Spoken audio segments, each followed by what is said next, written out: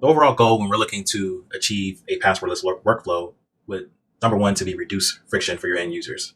Maybe you have a native mobile application that users want to be able to easily log in and be able to access whatever the contents of your application is in a seamless and straightforward method. There may be other use cases where you just overall want to achieve a frictionless login experience, and the best way to accomplish that is using passwordless methods with FusionAuth.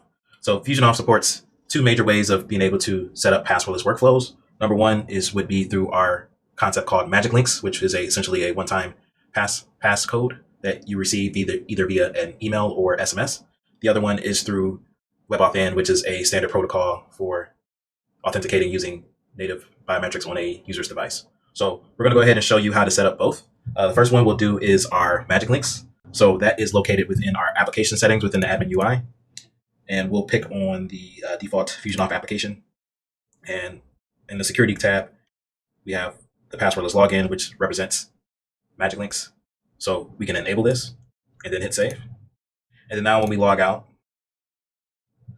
we should have the method now to log in with now the Magic Link.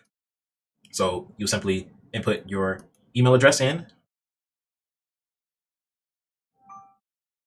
And if I bring that down here, you essentially get a one-time link to authenticate.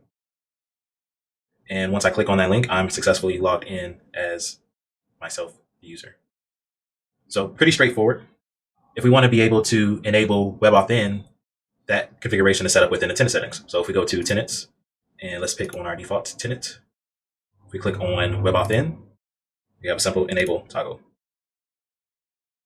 Now if we hit save, we have the ability now, if we log out, you have the ability now that passkeys are now enabled. And now you can choose which passkey that you want to log in with. Now, you have the ability to register a new passkey. You have multiple passkeys per account. But the good thing with this, especially for a native app experience, you definitely want your users the ability to use the biometrics that they already have available on their devices. Maybe it's Touch ID for Mac OS. Maybe they're using Face ID. Maybe it's Windows Hello and they're using the fingerprint challenge, or Android. FusionAuth supports cross-platform and single-platform authenticators. So this will give you a wide variety of devices to be able to authenticate with. As long as it supports the WebAuthn standard, then FusionAuth can support it over a WebAuthn protocol. So that's our passwordless methods in a nutshell. If you have further questions, please reach out and hope this helps. Thanks.